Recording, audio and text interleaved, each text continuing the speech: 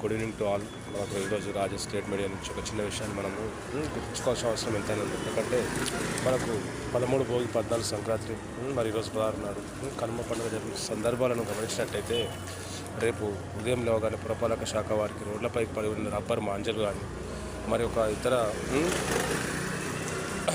కంపెనీలు మనకు వినియోగదారులు కొన్ని సందర్భాలలో మాంజలు విక్రయించిన సందర్భంలో మనం గాలిపటాలు ఎగరేయడానికి వినియోగించినందుకు వాటి పట్ల శ్రద్ధ వహించండి. దారిలో ఎక్కడ పడితే అక్కడ ఈ మాంజాలు మాత్రం పడేయకండి. ఎందుకంటే కాళ్ళల్లో తట్టు తాకి కాలు ఏళ్ళు తెగే సందర్భాలు కూడా చోటు చేసుకున్నాయి గతంలో.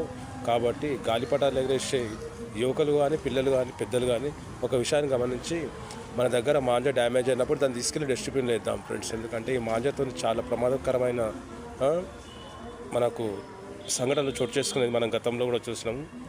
భవిష్యత్తులో కూడా ఇలాంటివి మనము జరగకుండా చూడాలని చెప్పి ప్రత్యేకంగా ఇప్పుడు వచ్చేసి చైనా మాంజాను వాడడంలో మనుషులకు చాలా ఇబ్బందికరంగా ఉన్నది. మరి ఎవరిదైనా ప్రాణాన్ని గమనించి ఆ మాంజాను మాత్రం డస్ట్బిన్లో పడేయగలరని చెప్పి మనం చేస్తున్నాను.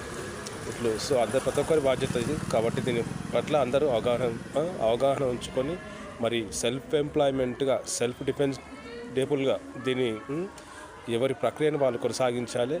ఏ చిన్న పిల్లలైనా పర్లేదు, పెద్దోళ్ళైనా పర్లేదు, మనకు మాంజ ఎక్కడ కనిపిస్తే డస్ట్బిన్లో వేయండి. ఎందుకంటే అది కాళ్ళల్లో చేతులలో ఇసుకుందనుకో కాళ్ళ వేళ్ళు తెగే సందర్భాలు చోటు చేసుకుంటాయి ఫ్రెండ్స్, గమనించండి. So okay, meet tomorrow Raj.